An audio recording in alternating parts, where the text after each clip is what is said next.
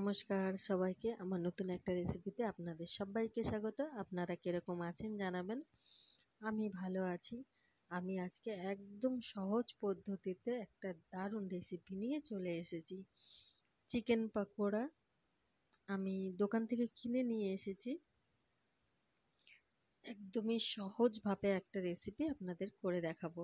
তো আপনারাও দেখতে থাকুন, আশা করি আপনাদেরও খুব ভালো লাগবে। তো আমি এখানে কড়াইতে তেল দিয়ে দিয়েছি, আর আমি বড় সাইজের দুটো পেঁয়াজ কুচি করে নিয়েছি। পেঁয়াজগুলোকে একদম আমি কুচি কুচি করে নিয়েছি।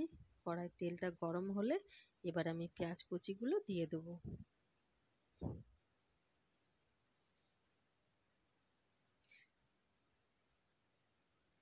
পেঁয়াজগুলোকে এবার আমি একটু ভাজা ভাজা করে নেব।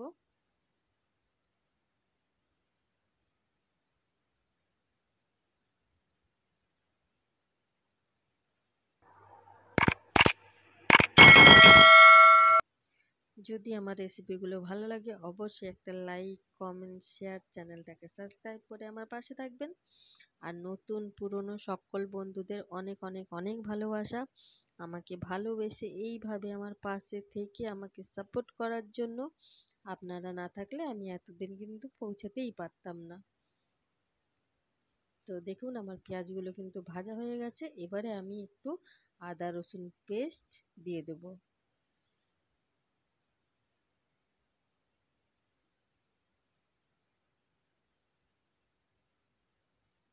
আমি ওই 2 চামচ মতন আদা রসুন বাটা দিয়ে দিলাম।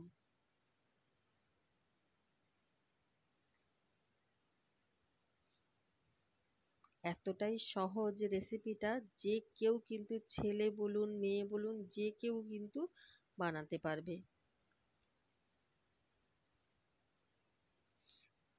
দিয়ে এবারে আমি আদা রসুন যে বেটে রেখেছিলাম সেই বাটিটা ধুয়ে অল্প পরিমাণে একটু জল দিয়ে দিলাম। এবারে একে একে সব মশলাগুলোও দিয়ে দেব।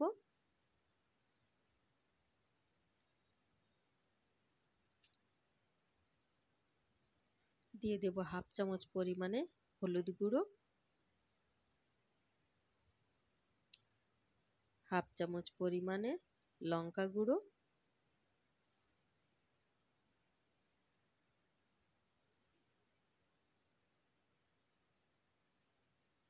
হাফ চামচ পরিমাণ জিরে গুঁড়ো,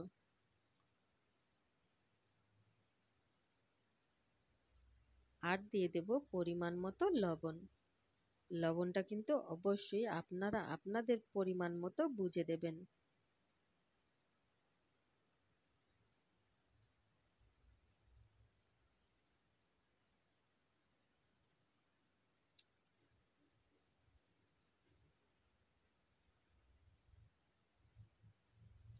আর বরাবরের মতন বলবো, সবাই সবার পাশে থাকবেন, সবাই সবাইকে ফুল সাপোর্ট করবেন, যাতে আমরা সবাই একসাথে এগিয়ে যেতে পারি।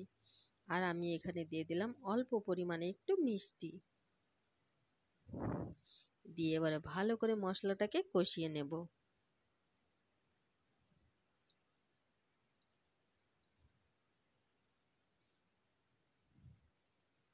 যতক্ষণ না মশলাটা তেল ছেড়ে দিচ্ছে ততক্ষণ পর্যন্ত কষিয়ে নেব।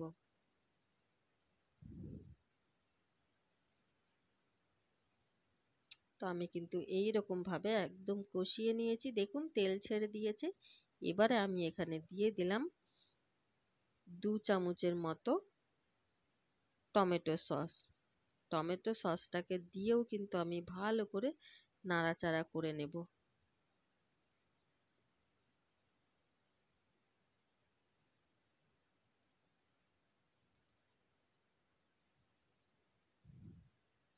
অবশ্যই আপনারাও বাড়িতে ট্রাই করবেন, আশা করি আপনাদেরও খুব খুব ভালো লাগবে। একবার কিন্তু অবশ্যই বাড়িতে ট্রাই করবেন। ভাত, লুচি, পরোটা, ফ্রায়েড রাইস সব কিছুর সঙ্গে কিন্তু দারুণ সুন্দর খাওয়া যাবে। তাই অবশ্যই কিন্তু ট্রাই করবেন।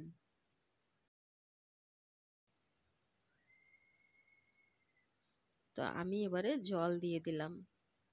আর আমি কিন্তু একদমই এটা মাখা মাখা করব, তাই বেশি জল দেব না। আমি শুধু বড়াগুলোকে দিয়ে ঝোলটাকে ফুটিয়ে নেব, সেই রকম পরিমাণেই কিন্তু একটু জল দেব।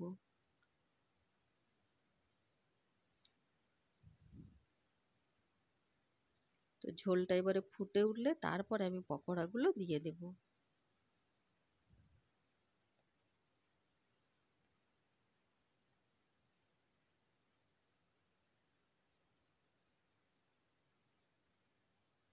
আপনারাও কিন্তু অবশ্যই জানাবেন যে আমার রেসিপিটা আপনাদের কিরকম লাগলো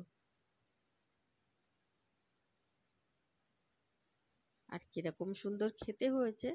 তার জন্য কিন্তু আপনাদেরকে বাড়িতে একবার টেস্ট করতে হবে। তো ঝোলটা আমার ফুটে উঠেছে, এরপরে কিন্তু আমি পকোড়াগুলো দিয়ে দেব।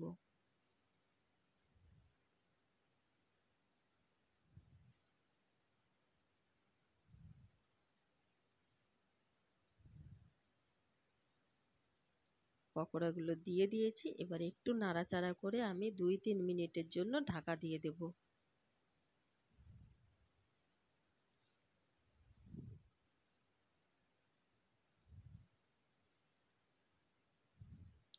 দুই তিন মিনিট পরে গরম মশলা দিয়ে আমি নামিয়ে নেব, তাহলেই কিন্তু একদম রেডি হয়ে যাবে পকোড়া দিয়ে রেসিপিটা।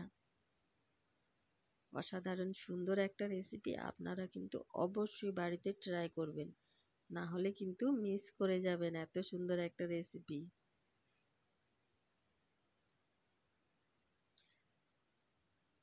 তো সবাই ভালো থাকবেন, সুস্থ থাকবেন, সাবধানে থাকবেন।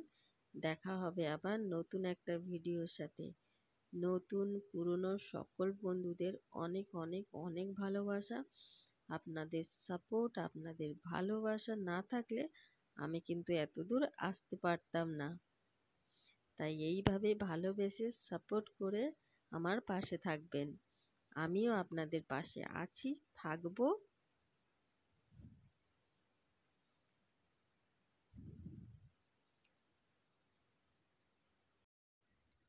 এটা কিন্তু একদম কম সময়ে বানিয়ে ফেলতে পারবেন। হাতে হয়তো একদমই সময় নেই, ঝটপট করে বানিয়ে ফেলুন আর খেয়ে ফেলুন।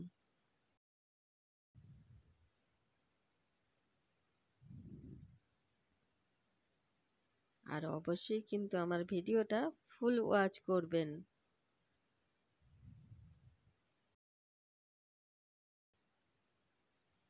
আজকের জন্য আমার ভিডিওটা এই পর্যন্তই। সবাই ভালো থাকবেন, সুস্থ থাকবেন, সাবধানে থাকবেন।